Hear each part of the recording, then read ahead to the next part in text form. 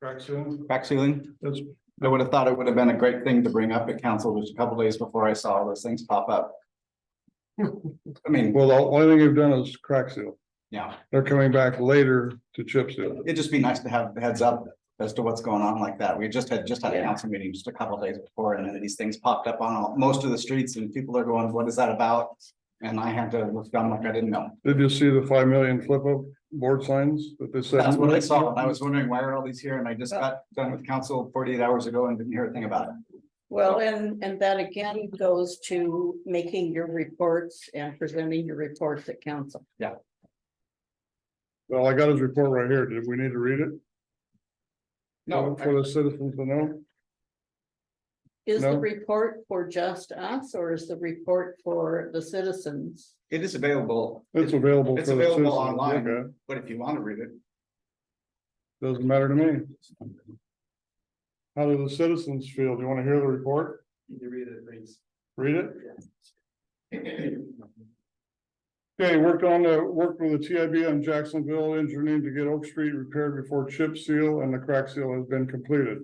Sierra Santa Fe will be chip sealing on September 14th. Tests are back, and Fire Mountain will be hauling solids from the treatment plant this week on the 7th, which is today. They are hauling it as we speak. Graded out and re-rocked the alley behind the shortstop and behind City Hall. Should get the roller on the 9th this week to finish compacting the base rock and installing top rock and get it to compact. The wet well is on the schedule with Plitzer to be cleaned on the 8th. Evergreen will be here on the 23rd to smoke test the grade school side sewer to make sure the school's gutters are not hooked into our sewer system. Reading meters on the 29th, 28th. Do you know if we pay for that evergreen? I have no idea what their ring cost is, but they've done it before for us to find a leak, especially at smoke. To see where the Okay. smoke's coming out, it's just a smoke thing, like a smoke bomb stuck down in a pipe. Yeah. That makes sense. That's all I had to report. Is there any other questions? Okay, let's move on. Dwayne? Department report? How's everybody doing tonight? So first of all, we have some really good news. We have a successful lateral candidate that's completed the background testing phase, is required by the state of Washington. She is a female and she'll be starting on the 21st of this month. So I'm really excited about that. We'll have another officer on board, and that's going to open up a lot of doors for us as a department. Those plans will be revealed later, not right now. I just want to acknowledge Bill Lynn for his hard work. He's been volunteering. You might have seen him in the community. He'll talk. Come up here, Bill, in a second. When I give you the cue to talk. But he's actually been walking door to door and handing out the ordinance, and I won't steal his thunder on that, but I appreciate that. And then at the same time, Bill installed a plate in the blue vehicle when the radio was ripped off. Somebody ripped it out. Bill took it upon himself to cut out the metal and get the screws and put that in. So the car is back to normal again. So I really appreciate that. We continue to make a presence at the farmers market with the speed deterrent sign. As we know, we've had some thefts in the area. So we've been talking with John from 505, and then also John from real estate. I should say John from the real estate office. And we're gonna get our small businesses together, and we're gonna talk about what we can do as a community to prevent these types of things from happening in the future in regards to, you know, some cameras or whatever we need to do so that this doesn't happen again. So we got that going on. Very excited about having the MMIW patch revealed in an official ceremony. Again, thank you to the council, the mayor, for adopting that. The very first department in the entire United States of America that's going to adopt an additional supplemental patch for MMIW, murdered and missing Indigenous women, children, and men. And across the United States of America, Toledo is the very first one. So we're gonna reach out to some representatives. We'll probably go a different date than the 7th for that. We want to make sure that it's set apart and invite the local tribes, Chehalis, Cowlitz, Colville, Yakima, Tulalip, all the, the tribes in the state of Washington. Let them know about it and they can choose to either attend or not attend, but it's gonna be a really good thing. And again, thank you to the city of Toledo for supporting that. Let's see.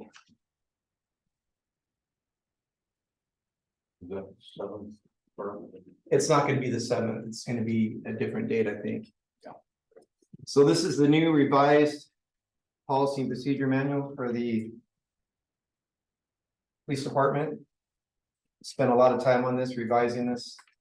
So the time that I have been in the office, this is what I've been working on. We have a couple chapters that are been sent to attorneys for review. And those are the ones that obviously would put the city at liability. We want to make sure that we're right down the line on that. And it's signed off by an attorney, use of force, necessary force, deadly force, those types of things. So we'll get that taken care of. Once that's done, then we'll hand out a copy to the council and the mayor. Let them look at it, or they can look at it now. We have additional copy in the office. Right now, it's a working revised copy, and I think you guys are gonna really like it. It really kind of streamlines the entire department with short and long-term goals and that type of thing. And Bill is gonna talk about his venture out there in the city. So I have questions for you. darn. I thought I was done. So, are we gonna get a full copy or are you able to email us? The Yeah. finished copy? Well, I do have it all in electronic format, so I can email it to you chapter by chapter. It's a lot of reading. There's, as you can see there. Well, as members of city council, we should probably be up on that stuff. So this is an accredited manual for accreditation. So it's 25 chapters. What, does anybody know what that means? Accreditation, besides Randy? So the good thing about accreditation, it forces everybody in the police department, from the chief down to the janitor, to follow a set of policy and procedures. And it keeps everybody in check and everybody's doing the right thing. How does it benefit the community? Well, if somebody wants to come into the community of Toledo and bring a business, if you tell them their police department is accredited, then that really helps them to make a decision to come in and invest in your community. So it's a good thing. Bill? And you're getting off that. So I'm looking at your statistics. And I just had a question on the violation of a restraining order. Is there a follow-up then on those? Is it legitimately warranted to have a follow-up notice on those? Just to see how things are going? When you say follow-up, do you mean like Like for you as a council member or for the No. community? for you as a police officer? Yeah, the report will be sent to the prosecuting attorney's office for a charging decision. And then once they issue that charging decision, it comes back to me. And usually there's a warrant issued and then we go pick them up. Okay, because I know domestic violence is one of my Yep. issues. Mhm. And I've too frequently seen where police just kind of brush over it and don't address it, and then it continues to be a problem. We won't be doing that. So it's my pet peeve. Okay, yeah, well, you don't have anything to worry about. We're not gonna let those things go by the wayside. We had an incident at the espresso shop earlier today that we handled as well with a female. So we take it very seriously. Okay, Any questions?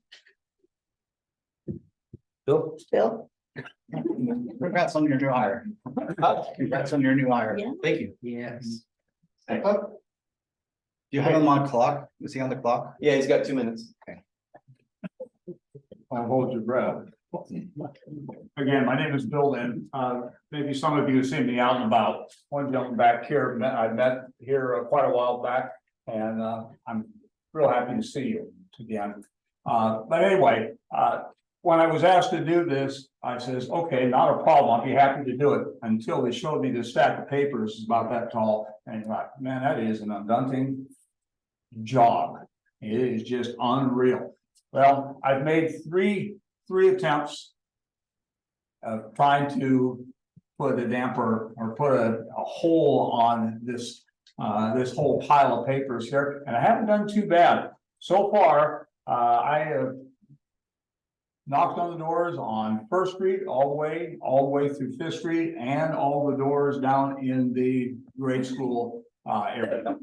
And so far, that amounted to 73 doors that I knocked on. And out of the 73 doors I knocked on there, had 53 people that I talked with. Out of those 53 people that I talked with, there were 2 gentlemen that appeared to be in a little bit of a hurry, but were polite and said, thank you. But we're real quick to move inside. There were others that were very complimentary about what the city is doing and what the chief has also been doing on this. Okay, but they said, hey, this is a wonderful idea and we support it completely. And I thought that was great. So all the time that I've been putting in on it, okay, has definitely been worth the time on there. Yes. I don't know if the audience here knows that it was to hand out the, It was a nuisance letter, the ordinance. Right, the nuisance. Yeah, this was the letter that the council decided that, hey, you know, it's time, there's some nuisances that need to be addressed, and this goes all the way from the barking dogs to how tall the grass is, to vehicles parked out on the right of way, to trash and so on and so forth. And I approached this very diplomatically, and the very first thing I said, because I could see there wasn't necessarily terror in their face, but they were real concerned, okay, when I knocked on the door, okay, and I've got a clipboard and such on it, and I said, no, I says, you're not being singled out. I said, every single person is being provided with this piece of paper here, and we want you to take a look at it. If you look at all of these ordinances that are listed on here and find that none of them apply, then don't worry about it. I also told a number of them, I said, it might not be a bad idea to hold on to this piece of paper for future reference. Okay, probably would be a good idea because you're going to forget this. Okay, and they said, hey, you know, that's fine. And again, as I was talking to them on that, I said, you know, you may find that everything is good except for this one item here. It might be time for you to address this. The council or the city is giving you a 30-day grace period, okay, to get this corrected. And upon that time, it will go to the next step. Okay, and when asked about that, I said, I'm not quite sure what that step is. Okay, and let it go with that. Okay. Does anybody have any questions or anything? Is there anybody in here who I've actually visited with yet? No, okay. Don't worry. Don't worry, I'll be there. got us. Anybody else? Thank you. Yes, we have visited, didn't we? We did. Thank you very much. Okay, thank you very much for your time. I appreciate it. Thanks, Bill. You bet. Okay, that's all department, well, it's not either. Kara, what do you got? I just have that, obviously the nuisance letters went out. The water payments and deposits have been mastered In all caps? in all caps. Cleared out any stray receipts. We came up with a really good system for receiving DACA payments, since we did have some issues last month. The routines been put in place and written instructions added to Trello, which was the system that we're using. Working on getting all the how-to added into Trello, in an electronic form, which was really nice. And then I reviewed MRSC guidelines on meetings and coming up to speed on basic knowledge of how they are run. That's it for me. So I have a question. We had the gentleman last meeting that wanted to pay his bill via check withdrawal. It sounds like that's something that you guys could support in kind of in a one-off manner, right? It sounds like Jill or Devin spoke with you about how to do that. So we were paying a $35 ACH fee, I think, through Timberline. So to take one payment, it would cost us $35. Okay, So if that's something that you guys would like to do for the one That's resident, too I'm more than welcome to do it, but it's my understanding that he's okay with paying with a check. Okay, He also has an email address, so if you'd like to come back down and work with us, we can definitely get Doxo set up. We just need that email address to help him. okay, great, thank you. Is there any other questions for Kira? Okay, Rach, So that $80,000 in grant money for, Washington Department of Commerce, we got it today. It was deposited right in our account, so it's something that we've been waiting on for me to figure out how to request the grant money back. All of our pass-through billing for Windsor, Red Rock, has been figured out. I met with Travis last week to go through all of the bills, and I was able to identify which jobs got kind of separated where, and it sounds like Joma and Toledo Tel are paying like kind of an odd percentage, so bills will just go directly over to Windsor. And we will receive payments from Windsor, Joma, and Toledo Tel. I saw about 25 grand in checks come in this week from Windsor, so it seems like we're completely all caught up with Red Rock, Windsor, and the Washington Department. Can I interrupt you on Yeah. that grant money? What was that? What was that for? That was, So that's just the work that we've been doing for Gray and Osborne. okay, So I had paid out like 139 grand and just paying all the Gray and Osborne stuff. okay, And then we had to go back and do the pass-through billing with that 15%. that's. So a lot of it was being billed out to Windsor, but a lot of it needed, we had that grant, and I was unaware of the grant. Okay, great, So I was able to figure out the grant and figure out how to submit it, which is also how we're gonna submit the new grants that we had that Okay. came into. great, We're completely caught up with utility billing, which is nice, but since I've been here, we haven't been on schedule. I know this last bill was out on the 1st, we got late notices done the next day after bills were due, and we haven't even attempted to do Georgetown. So this month will be the first month that we're completely on track with that, which is really nice. We have billing at the end of this month, so I will train Kira for the next couple of billing cycles. But I'm gonna sit down and use Trello and just write really good instructions in Trello. That way she should be able to just sit and step by step do those on her own. I know John works with us a lot, so I think John will still probably work with her because there's still a couple of odd accounts that come in with large amounts of gallons being used, so he'll be able to work with her. I'm going to the conference for the AWC budget workshop on Wednesday. So when I get back, I'm gonna wanna schedule a workshop, so I don't know when everyone's available, probably. I would say next week or the week after, probably maybe a Thursday or something. I don't know what your guys' schedules look like, but we need to sit down and get that workshop on schedule. I've got about 6 grand coming back from excise tax. I was talking to Jill. And she actually sent me a really nice Excel sheet that she uses for excise tax, so it takes all of the math out of it and makes it very easy. Mossy Rock trained me on excise taxes, and the things that they do are a little different than the way we've done them here, and so we ended up overpaying for those taxes, but I went through and amended them all, so we've got that money coming back too. And I've got an agenda item on here. I have been in contact with Michelle. There's a couple things that need to be done as far as monthly transfers in order to keep our numbers correct for the budget, which I was unaware of. So for the last 8 months, it hasn't been done. So that sheet that you have is wrong. I couldn't give numbers that are accurate because money is not being funded in. So I'll wait for the agenda item, but that's kind of where I'm at with getting on schedule with 2024 budget. Rachel, Yeah, do you know me those delinquent bills you sent out, letters you sent out? How Yeah. many? How many? I think there was quite a few. There was like 90, I think. There was a lot. 90. And so there's a lot of people that have not paid since October. I would say about 5 or 6 people that haven't paid since October. Just because we haven't been doing water shut off. So we're back on track now. That's not gonna be an issue anymore. Their water will get shut off. Okay, is there any other questions for Rachel? So when you're engaging with somebody who's getting their water shut off. One of the things I read with Winlock today, I noticed that they had something up on their bulletin board that said, if you make so little money, then here's a link for you to get help with that. And I think it was the PUD that was doing something like that. So I know there's some kind of program that a couple of residents use and they pay their water bills.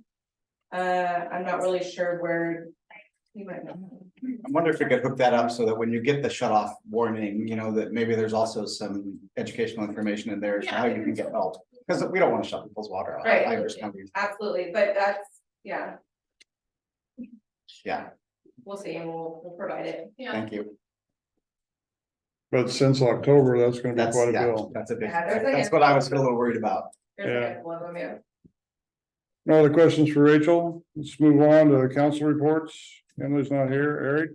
Okay, so as I just said, I was over at Winlock. I met with the mayor of Winlock and with Robert Webster, who does their planning and inspections. And it sounds like they're still on track to see us come to them for inspection services when we do our own permitting. They'll have to put that in front of their council and we'll need to figure out what compensation looks like, but the willingness is still there, quite adamantly, yes, as far as helping. I had a phone meeting with Sarah Kohut, the representative for Representative Perez. To talk about the town hall that they have coming here. They're going to be in the park on the 23rd of August this month. And they're basically doing a town hall meeting, so come in and see your district representative. It's at 5:30. So I was going to I need to reach out to the Lions Club and see if I can get some help moving picnic tables and potentially if there's chairs. I know you all are pretty good at doing things at the park, and so rather than me try to make mistakes, it'd be good to work with somebody. I'm happy to, yeah. Well, we have blocked out the kitchen for that day in case it's raining so that we can go into the kitchen. She's thinking 100 to 125 people will be there. Which sounds like a lot. And then also we spoke about, I spoke with her about September 7th. They want to come look at our water pipe that's exposed. Ms. Perez is very interested in water sewer infrastructure. She's from a small town. She kind of understands that. Her ears perked up and she wants to come and see it. So she has a 45-minute window that day. That's why we weren't able to do the MMIW thing, because didn't want to try to put two of those things into 45 minutes and do both of them a disservice. So we're going to pick a specific date for the MMIW, and the 7th is going to stay with what it's going to be, which is water sewer. So she's going to probably look at the sewer pipe, and then maybe we'll see if we have enough time, get her down to the sewer plant or the water pipe, and then maybe get her down to the sewer plant. It would be great if Mike Fisher could help. And then give the tour. And that's on the 7th of September. That's it. So she's gonna be here the 23rd, Mhm. and then she'll be here again September Seven. 7th. Okay. 5 o'clock. Okay, moving on. Rebecca? Nothing to report. Nothing to report. Kathy? When I looked at the agenda, I didn't know what blue zones the presentation we're gonna have tonight. So I educated myself this afternoon thoroughly with what will be presented with later, which is pretty exciting. Okay. You and me both. Jamie? I'm working on the grant proposal for the parks. And I've contacted the Lions Club. They gave me permission to use images from their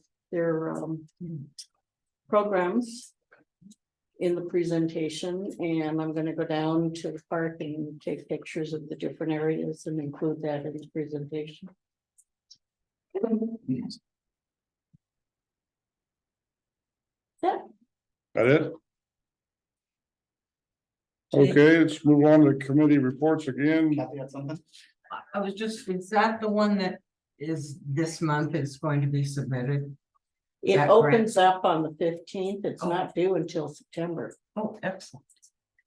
Thank so you. it's not even open, Thank you for being on that. which makes it really hard to formulate how it's gonna be because they don't tell you yet. Chief, did you have any more on the committee reports?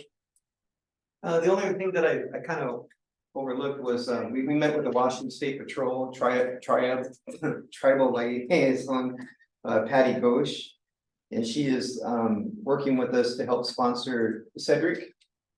The little boy that's right up here, Jonathan Ritchie's little boy that does the racing. He was on King 5 News last year. And so they've already taken the bull by the horns. That race car that he has, it's been in Montana, Oregon, Washington, Idaho. Has little red handprints on it. And they're gonna, every time that he races, he's got a Velcro on there where he puts the name of a missing and murdered. City of Toledo sponsor, that type of thing. It'll be on that race car. So if there's anybody in the community who wants to help sponsor Cedric, that'd be a great thing. You know, even something as little as $25 helps them immensely with their costs and stuff like that. So I think that's a really good thing. But Thanks, chief. That is a good thing. He was doing the Red Apple parking lot one day and yeah, I. the kid's really good. The kid is good. He's very young and small and he's a racer. He's a big personality, Yeah, and He's a big personality. I had a little chat with him and they were just closing up and so I flipped him a $20 bill and he said, thanks. I'll race my heart out. I said, I know you will. Yeah, and For then the $20. last thing to add what the mayor said is, I don't know if you guys realize what an impact this is gonna be. Nobody in America has done this. There's not a single law enforcement, federal, state, or tribal that's done this, and you guys are the first to do it, the city of Toledo. And so Cedric is gonna be there as well when we have this House representative come, whatever day that is. Of course, the council and the mayor will be there. We're gonna invite Indian Country Today, which is a national newspaper that spans all the reservations, so they'll hopefully they'll be here, send somebody to do a piece on it. And then King 5 News as well, so we invite everybody to come out for this. It's gonna be a good thing, and Cedric will be there with his race car. So. Thanks, chief. Park board. Tim. Any report? So, Can you come up here by the mic, please? You just stand right there if you want, Tim. oh, I don't get my cheap. That would be bad. Let's see, we've been continuously steadily growing. Matter of fact, we just drove through tonight on our way to this meeting and we picked up three more campers. So it's been a continuous, we've been keeping anywhere between 5 to 6 campers in there throughout the week. The weekends are gonna get bigger. We're getting bigger. More and more people that are starting to understand or actually being able to find the park are saying this is absolutely wonderful, and they're all gonna be coming back. So I'm really hoping that, and I tell them to leave reviews on the websites and stuff so that we can actually start generating more and more coming in. I did, not being a member of the board, but being kind of a work guy, I did submit a budget, not a budget proposal, but a few ideas for the 2024 budget to be looked at for the park. And so I will leave that up to that board and they will see if that's something that they want to do or not. Other than that, we're doing good, except I got a lot of dandelions. What do with those? I don't know. I'd say cut 'em. Well, you know, I can, but then I create a lot of dust and dirt, so I gotta kind of be careful on how I take care of it. We also have coming up bluegrass this weekend. Bluegrass is this weekend. I've already started taking preliminaries. Are you getting customers from? We've already, yes, sir. We've already started getting, I've got 4 sites filled for the week. Okay. Starting Wednesday, I think, is when they come and they'll start packing in as we move. I know that. They start coming in on Wednesday, so Yeah. be prepared. Yes, sir. We're getting ready. Thank you. This is a good opportunity to, oh, go ahead. Oh, go ahead, sorry. I just wanted to get your phone number because I'm gonna be calling you. Okay, I'll make sure to give that to you before we leave. Thank Is you. that good? You bet. You bet. Thanks, Tim. And- Thank you. And I would, you know, while you were talking about making money and budgeting, and we were talking about that, and I'm looking at this Firefly bill, it would be fantastic to have the park next year be its own business unit, right? So that it can see what it's so you can pull out its costs and its revenue. I've been pretty much keeping it all within the same bars. The only thing that. Yeah, it's all in its own bars, so I should be able to print it out so he can see it's out and in. Great, fantastic. And just as a spot check, Firefly has brought in, just shy of $9,500. Yeah, it's for the year. We started in April, so we're doing pretty good. Excellent. Planning Commission. Stephen, front and center. Stand in front of you either. The planning commission meeting was relatively short. We discussed one item in particular that I believe is going to be part of other business later tonight for the council. And one of the big discussions we had during the meeting was our inability to fill a vacant position on the planning commission. We have advertised and we have spoken at the big meeting, and we've asked a bunch of people in town, and while we're still working on that, I'm anticipating there may be an opportunity for the council to perhaps make less stringent their requirements that the position be an in-city resident. And perhaps take in somebody close to the city. Because we're sort of at wit's end. How are we set for in versus out? We're 50-50, aren't we? I think we are. And what's the There's a guy right restriction there. on council people? Randy.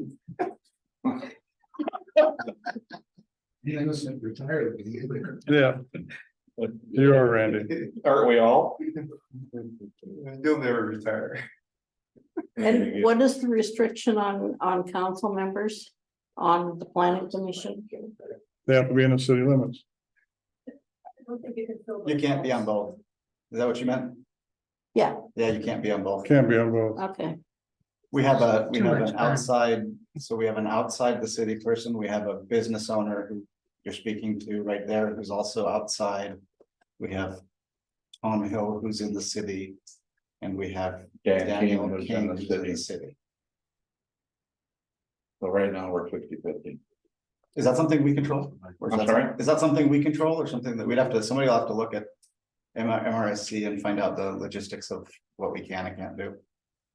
Well, our city planner seemed to think that it would be a council motion that would waive those requirements in order to fill the spot. I personally don't know. We'll know at the next planning commission meeting, probably the week prior to the next council meeting. Okay. Whether any of the outreach that we've done since last meeting has provided any fruit, so So you can reach out to our clerk and get that on the agenda if that doesn't bear fruit. I can do that. But that's all we have right now. Any questions for Stephen while he's there? Nothing. Thank you, Stephen.